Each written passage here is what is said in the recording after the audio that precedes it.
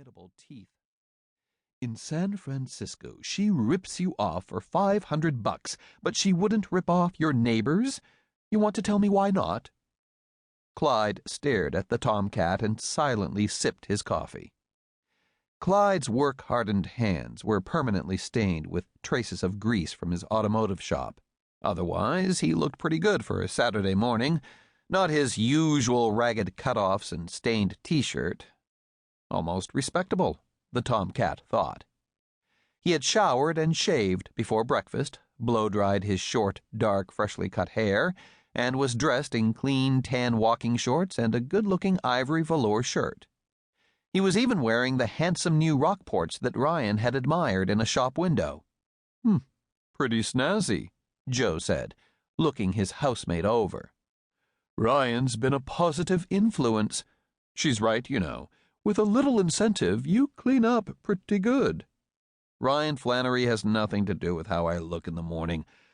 I simply felt like showering before I made coffee. There's some law against that. And we weren't talking about Ryan, we were talking about Chi-Chi Barbie. And I was wondering why Chi-Chi has pushed herself off on you again, wondering what she has in mind this time." "Oh, you are so suspicious. I never saw a cat so suspicious. Maybe she didn't even know we lived here." "Right." Joe Gray twitched a whisker. "Maybe she is here for a vacation," Clyde said. "A few weeks at the beach and to shop, just as she said." Dropping down from the barbecue to the chaise, Joe stretched out along the green cushion in a shaft of sunshine and began to indolently wash his white paws, effectively dismissing Clyde. Around man and cat, the early morning light was cool and golden. Within the patio's high, plastered walls, their little world was private and serene. A far cry from the scruffy, weedy plot this backyard had been some months ago, with its half-dead grass and open to the neighbors' inquisitive stares through the rotting broken fence.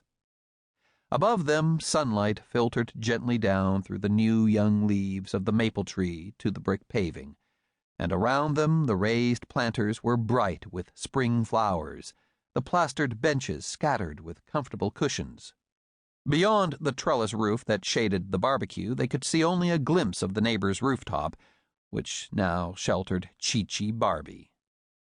Despite his dislike of the woman, Joe Gray had to smile. Chi-Chi's sudden appearance might be innocent or might not, but for the 2 weeks since she'd moved in, she'd made Clyde's life miserable.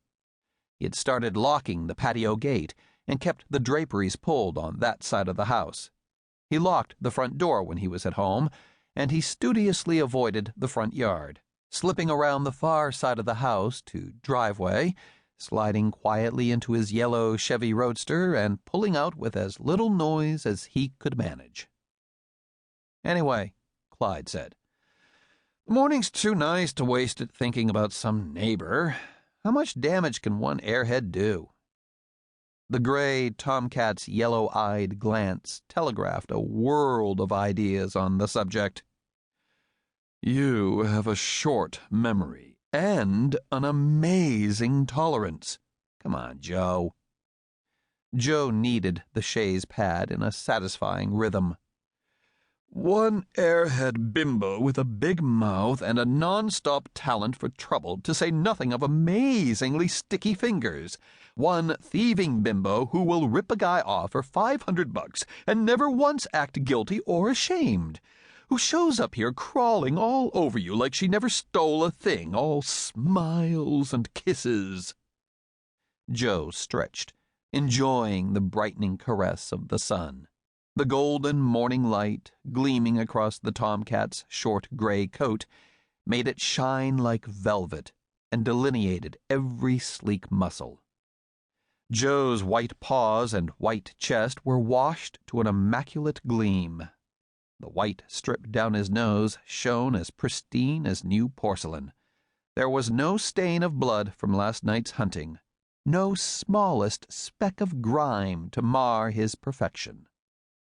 Watching Clyde, he yawned with bored contentment, but his yellow eyes were appraising